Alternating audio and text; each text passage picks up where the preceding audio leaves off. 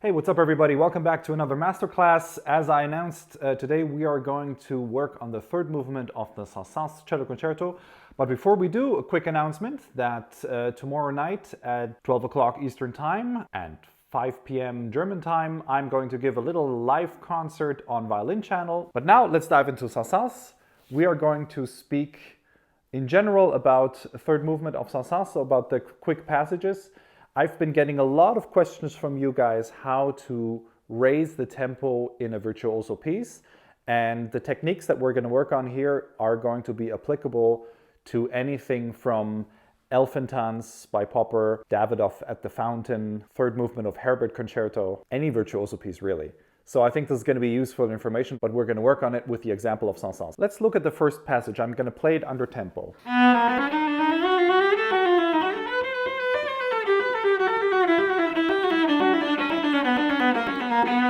Now we have different aspects that we need to tackle. First of all, we need to have clarity in the left hand. We need to have clarity in the shifts of the hand, and we need to have very clear bow distribution and very clear bow changes. Let's first look at clarity of the left hand. I always find it very helpful to work in rhythmical patterns with the left hand. You will remember this from other masterclasses.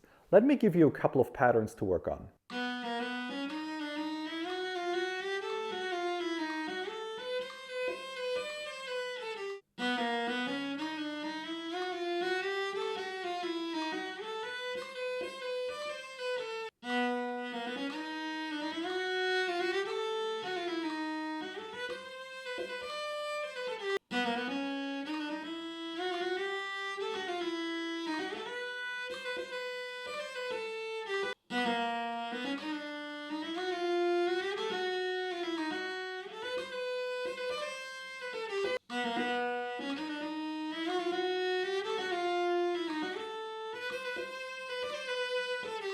Next, we want to look at the shifts of the left hand. Let's look at the first three shifts.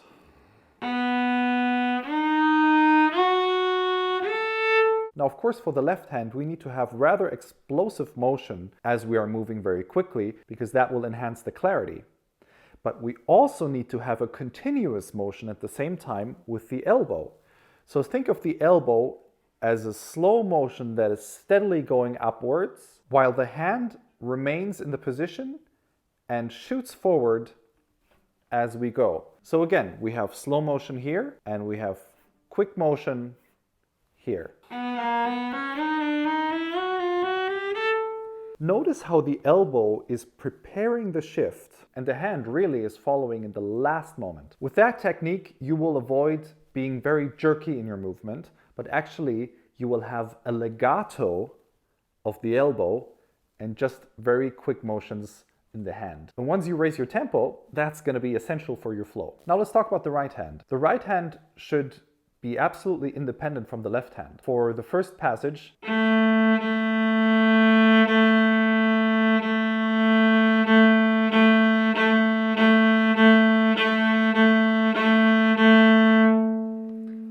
in my mind, of course, I'm playing the left hand the whole time. Do this also as you increase the tempo with the metronome. And now together with the left hand, you will have a much more secure right hand.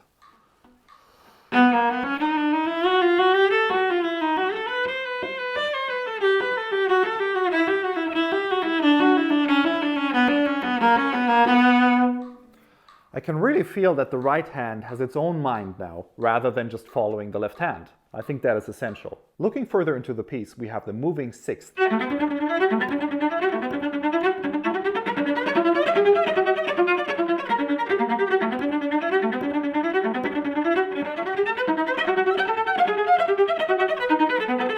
Just like in the other 16th passage, I would suggest that you use rhythmical patterns. These patterns will help you to practice quick shifts in a slow tempo.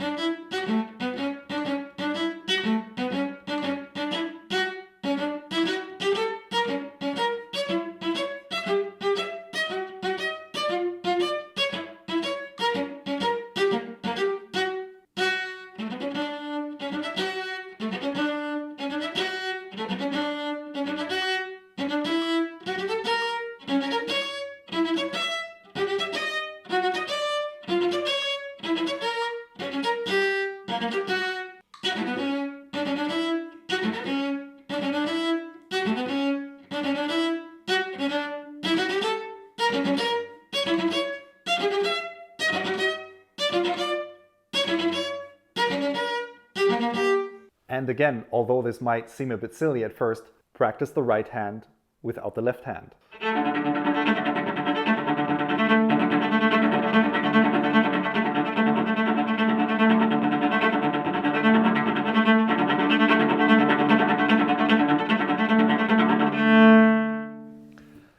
This, by the way, was not the first take. It took me quite a while to get it done. So this is actually rather difficult, and we never do it. And I think in order to really get clarity and in order to really know what the right hand is doing, especially when it comes to string changes, it is very important that you practice the right hand by itself and that you actually really feel comfortable without the help of the left hand. It also works really well for Schumann concerto. That just came into my mind now. I'm talking about third movement. Without the left hand, it's very disorienting when you don't have the left hand. Try it. I think you'll like it. All right, these are some tips how to improve your speed and your clarity and how to get up your tempo. Don't forget, don't play too fast, too quickly. Use a metronome. Go step by step, go slowly. And see you soon. Bye.